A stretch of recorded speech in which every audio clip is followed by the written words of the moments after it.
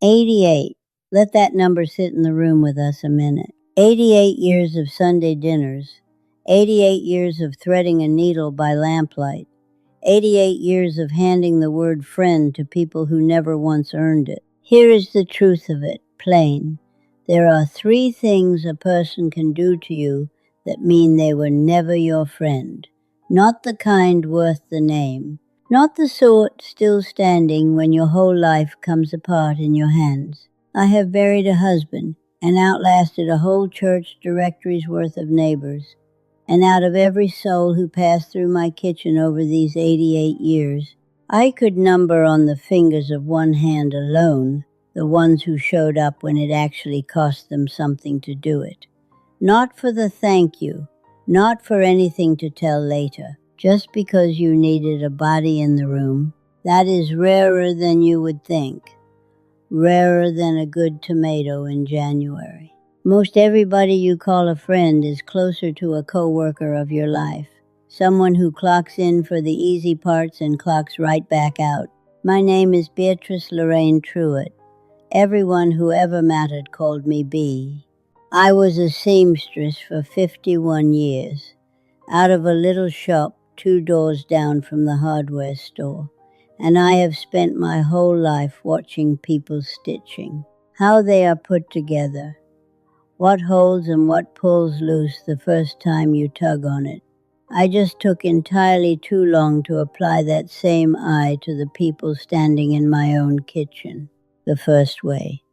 Somebody who only turns up when there is something in it for them and goes quiet the second the need runs the other direction, was never your friend. Most of them are not even aware they are doing it. In their own head they are not taking, they are just visiting the one person who always keeps something to spare. That is the trick of it. Nobody feels like a taker as long as somebody else keeps calling herself generous. You do not send a thank you note to a spigot. You turn the handle, fill your cup, and go on about your day. I had a woman named Ruth Ann in my life for 34 years. We met over a bolt of yellow gingham in 1968, and I am not exaggerating when I tell you that woman could talk the birds down out of a tree. We laughed until we cried more times than I can count. When her husband's kidneys started failing, I drove her to dialysis 3 mornings a week for 11 months, sat in a plastic chair with a crossword I never once finished because my mind kept drifting to prayer for a man I barely knew, just for her sake. When her mother died and left that family a mess of a house to clean out, I spent 4 Saturdays on my knees in a stranger's closet, packing up a life into boxes, so Ruth Ann would not have to do it alone. I still have a mason jar on my windowsill full of buttons Ruth Ann and I collected together over the years, off worn-out coats, off dresses we let out and took in for each other a dozen times. For a long while I thought that jar was proof of something. Proof we were the kind of friends who had known each other so long the small things had piled up into something solid. I know better now. A jar full of buttons is not proof of a friendship. It is just proof you spent a lot of time in the same room. When my grandson Marcus was in that car wreck on Route 9, when he was in surgery for 6 hours, and I sat in that hospital hallway not knowing if I would see him again, Ruth Ann sent 1 text, 2 lines, said she was praying, said to keep her posted. That was it. No call, no casserole left on the porch, no car pulling up outside that hospital at midnight the way I had pulled up outside hers more times than I could count. Marcus lived. Thank God he lived. But I remember sitting in that hallway at 2 a.m, my hands shaking around a cup of coffee I never drank, and thinking about every dialysis chair, every packed box, every hour I had given that woman without being asked, and realizing this was not a friendship. This was a ledger, and only one of us had ever been keeping it. I did not say a word to Ruth Ann about any of that. I just started answering her calls a little slower, started having a reason I could not make it to lunch. She never noticed the distance growing, not really, because a taker does not measure a friendship by how much they give. They measure it by how much is still available to take. By the time she finally asked, half joking, why we had not talked in a while, I had already, quietly, in my own heart, closed that account. Here is a trick to watch for, and it took me 60 years to catch on to it. Somebody hands you the word strong right when you are falling apart in front of them, hands it to you gentle as a compliment, and what they are really doing is letting themselves off the hook. Underneath it, what they mean is, you will manage without me, so I do not have to stay. I got called strong my whole life. Beatrice can handle anything. Beatrice never needs a thing. And I did handle it every time. But I handled it standing by myself in an empty room more often than any woman should have to. The same folks who called me strong were front and center for the christenings and nowhere to be found for the hospital stays. Do not mistake that for kindness. It is a polite way of walking out the door. Now the second way is harder to spot, on account of it wearing kindness like a coat. When somebody's company reliably leaves you feeling like a smaller version of yourself than the one that walked in, that is not friendship, whatever else it looks like. I do not mean the loud ones who snap at you or say something ugly to your face. Those, at least, you know how to leave. I mean the soft-spoken ones, the ones who fix your posture with a look, straighten your opinion with a smile, offer you a piece of advice you never once requested, and somehow make you feel grateful for it. There was a woman 2 doors over I will call Corliss for 19 years. Close enough she would recognize herself, far enough that her people will not. Corliss had an opinion sewn into everything. My hemlines, my grandbaby's manners, whether a casserole belonged at a funeral or a christening, and she never had to raise her voice to land one. A tilted head did the job. A little pause and a well. Is that not interesting did the job. I would walk her down to her car, come back inside, and feel like I had flunked a test nobody warned me was on the schedule. Walton caught on to Corliss long before I let myself. He was not a man of many words, but the ones he used he had chosen. One Tuesday, Corliss sat at my table for an hour telling me, without ever quite saying it, that my whole kitchen was arranged wrong. After her car backed out of the driveway, Walton set down the paper and said, "You notice she leaves here 2 inches taller, and you leave here 2 inches shorter." I said she probably did not mean anything by it. He shrugged and said, "Does not much matter what she means. Matters what it does to you every single time." Here is the part that embarrasses me to admit. I got in the habit of picking my outfit around Corliss's opinion before she ever set foot in my house, hunting for the one blouse safe enough that her eyebrow would not go up. One Thursday I was running behind, threw on a red cardigan she had once called brave like it was a diagnosis, and caught my own reflection in the hallway mirror. 62 years old, and I was still dressing for a woman who was not even in the room yet, so I wore it anyway. When she raised that eyebrow and said, "Well, that is certainly bold," I told her. "I know. Suits me fine." Something in me straightened its spine that afternoon for the first time in a long while. Now, cutting Corliss loose did not undo the years.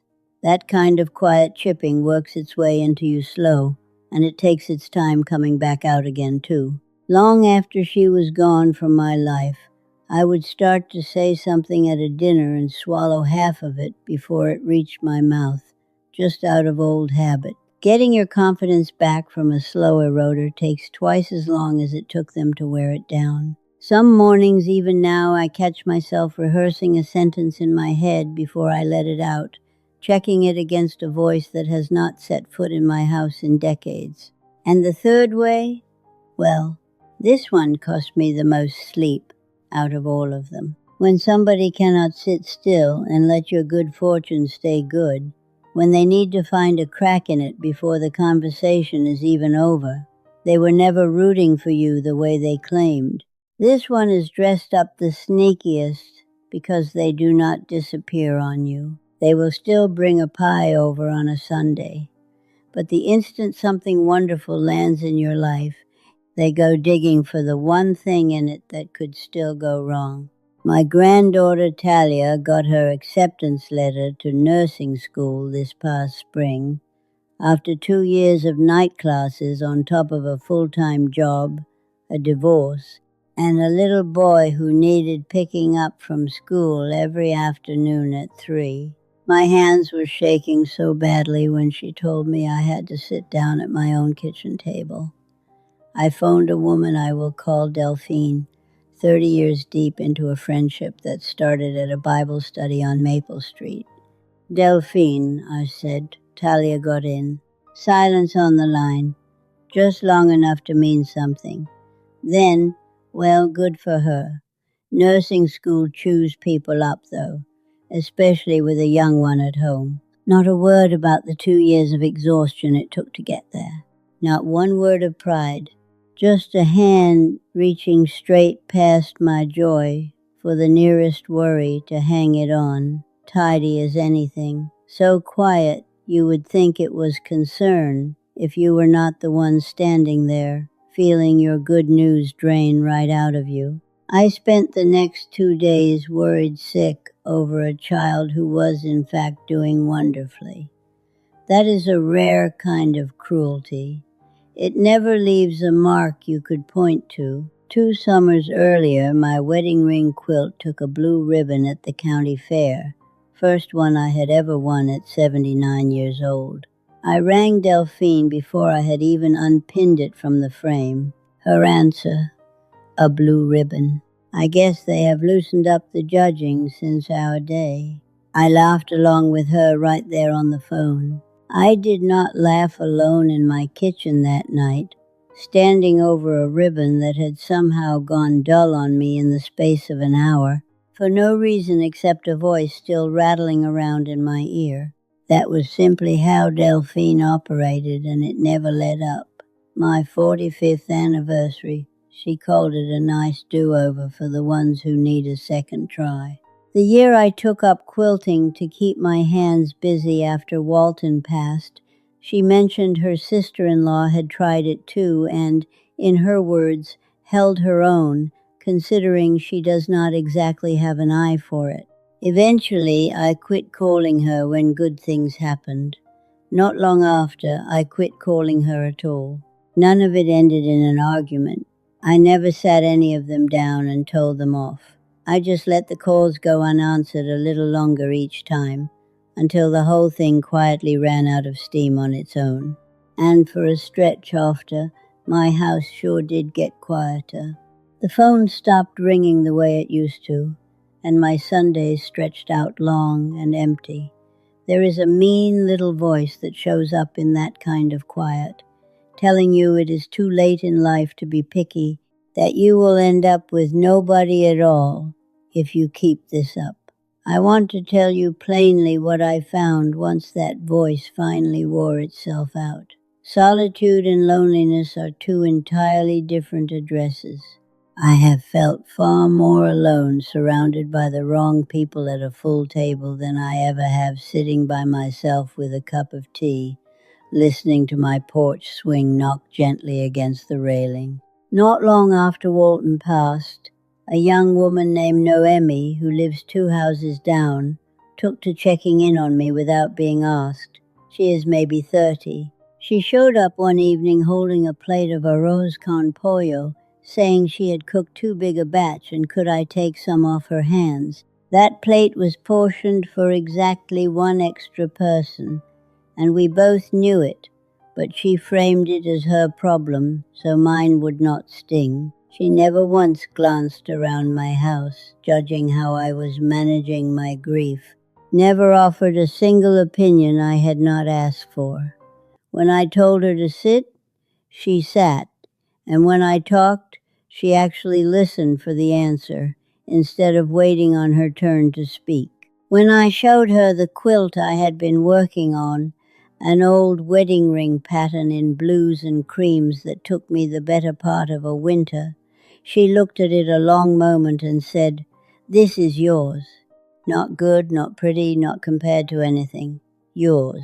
I cried right there in my sewing room, because it had been a long time since anyone looked at something I made with my own 2 hands and just let it belong to me. 2 winters back I went down in my bathroom, flat on the tile, staring up at the light fixture, too stubborn to admit out loud that I had fallen. I did not dial my daughter Corinne first. I dialed Noemi, because I knew good and well what my daughter would hear in that call and what she would start planning behind it. Noemi came over within the hour, set down a couple of rubber suction mats without asking a single question about why, then sat across from me at the table and said, "I would feel a lot better carrying a key to this place."